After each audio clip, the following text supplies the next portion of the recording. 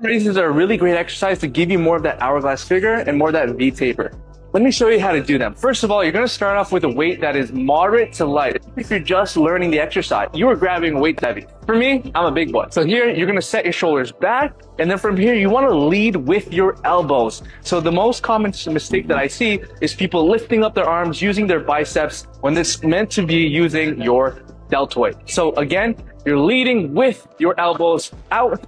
And just about here, you don't need to go higher than that. Over here is way too high. That's going to be using more of your traps. I can feel it way better. Thank you, Coach PJ. I'm going to follow you for more.